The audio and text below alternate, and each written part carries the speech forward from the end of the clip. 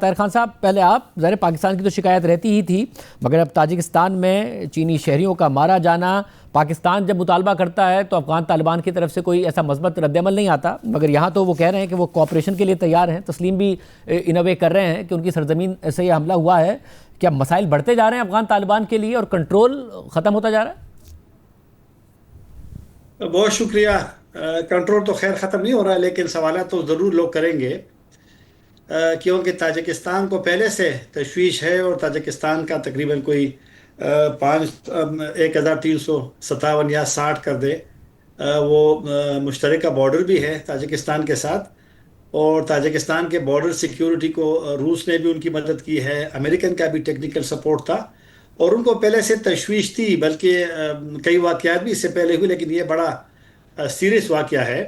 اور تاجکستان کے بیان میں ذکر کیا گیا ہے کہ اس کے الفاظ اگر فارن منسٹری کا بیان آپ دیکھیں تو انہوں نے ایک دفعہ کریمنل گروپ سے استعمال کیا ہے، اور دوسری مرتبہ جو بیان ہے فارن منسٹری کا تاجکستان کا جو کل جاری ہوا تھا اس میں ٹیرورسٹ گروپس کا بھی استعمال کیا گیا ہے الفاظ کو. تو طالبان کے لیے ایک چیلنج اس لیے ہے کہ یہ صرف تاجکستان والا مسئلہ نہیں ہے. تاجکستان کے ساتھ جو دیگر سنٹرل ایشین کنٹریز ہے، پھر روس جو ہے، روس نے جب طالبان کو تسلیم کیا تھا تو اس وقت یہی سوچ تھی کہ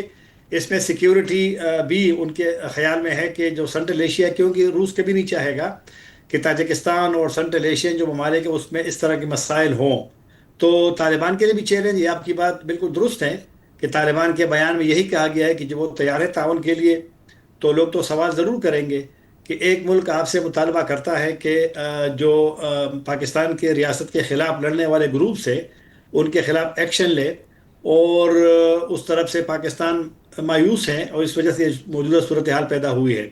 لیکن چلو یہ بھی اچھی بات ہے کہ انہوں نے تاجکستان کو کہا ہے کہ وہ تعاون کے لیے تیار ہے. اب دیکھنا ہے آگے، اصل میں بیان تو آ جاتا ہے لیکن اب دیکھنا ہے کہ جو حملہ ہوا ہے اس کی تحقیقات کیسے ہوتی ہے، اور کیا سامنے وہ گروپس آتے ہیں جس کا نام تو تاجکستان نے نہیں لیا لیکن اس نے گروپس کا ذکر ضرور کیا ہے. تو اب دیکھنا ہے، کیونکہ اس نے کہا افغانستان سے حملہ ہوا ہے. تو اب دیکھنا ہے آگے کہ ہوتا کیا ہے. تو آپ بتائیے گا،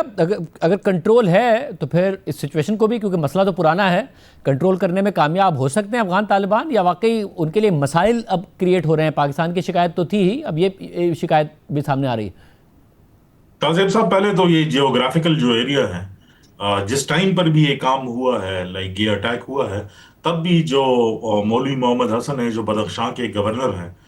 وہ اس ٹائم پر جو ہے وہ تاجکستان میں تھے. اور اسی وجہ سے تاجکستان میں تھے کیونکہ افغانستان اور تاجکستان کے درمیان میں پہلے تاجکستان کا ڈیلیگیشن آیا اور پھر افغانستان کا ڈیلیگیشن جو ہے وہ گیا، کیونکہ جو بدخشاں ہے وہ دو پارٹس میں جو ہے وہ ڈیوائیڈڈ ہے. ایک اس سائڈ کا بدخشاں جو افغانستان کے ساتھ لگتا ہے، اور دوسرا گورنو بدخشاں کا ایریا، اور جس کے اندر بھی جو ہے وہ ڈسپیوٹڈ ٹیریٹریز کے اوپر جو ہے وہ بات چیت پہلے بھی ہوتی رہی ہے. اور جیسے طاہر صاحب نے بھی کہا کہ یہ کوئی پہلا اٹیک نہیں ہے،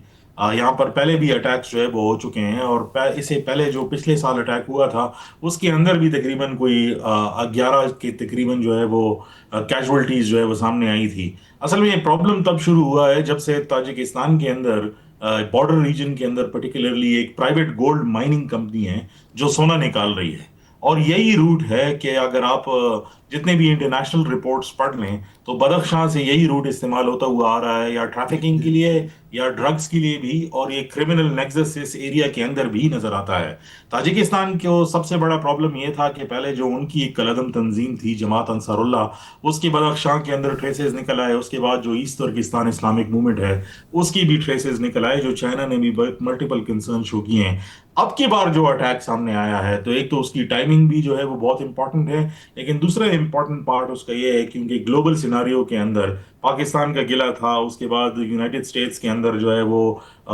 گاٹس کے اوپر جو ہے وہ اٹیک جو ہے وہ ہوا، اور اسی دن جو ہے پھر شام کو یہ اٹیک جو ہے وہ تاجکستان کی حکومت نے کہا. لیکن اس کا جو موڈس آپرینڈائی ہے، جس طریقے سے بھی ہوا، اس کے ٹریسز بھی ان سارے جو ہے نان اسٹیٹ ایکٹرز سے جا کے ملتے ہیں، کیونکہ اس میں انہوں نے بہت کلیئرلی لکھا ہے کہ ایک ڈرون تھا، UAV کا ذکر کیا ہے، جس کے ساتھ گرینیڈز جو ہے وہ لگے ہوئے تھے. تو اگر آپ کسی بھی جو ہے فورنزک ایکسپرٹ سے پوچھ لیں جو ٹرائبل ایریاز کے اندر اور بنو اور ساؤتھ آف کے پی کے اندر جتنے بھی گروپس اس ٹائم پر پولیس کو یا سیکیورٹی فورسز کو نشانہ بنا رہے ہیں تو وہ اسی قسم کے کواد کاپٹر ڈرونز استعمال کرتے ہیں اور اس کے ساتھ 1 یا 2 گرینیڈز جو ہے اٹیچ کر دیتے ہیں اور پھر اس کو بوتل میں بند کر کے جو ہے اس کو لینڈ کرتے ہیں. اور پرٹیکولرلی کیونکہ اس کی ہائٹ جو ہوتی ہے وہ 1100 میٹر سے اوپر ہوتی ہے تو اس کی آواز نہیں آتی, تو اس کی ڈیٹیکشن جو ہے وہ ڈیفیکلٹ ہو جاتی ہے. تو جو ڈیٹیلز اس ٹائم پر سامنے آئی ہے اس میں تو جو امپرنٹ نظر آتا ہے وہ نان اسٹیٹ ایکٹرز کا ہے. افغانستان کے جو ترجمان ہیں ان سے رابطہ کرنے کی کوشش کی, انہوں نے کہا کہ فی الحال ہم نے ایک لانگ اسکیل جو ہے انویسٹیگیشن جو ہے وہ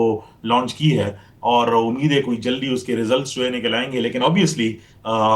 سوال اٹھیں گے اور اٹھ بھی رہے ہیں, اور ریجنل سیکیورٹی کے لیے this is going to be a bigger challenge now.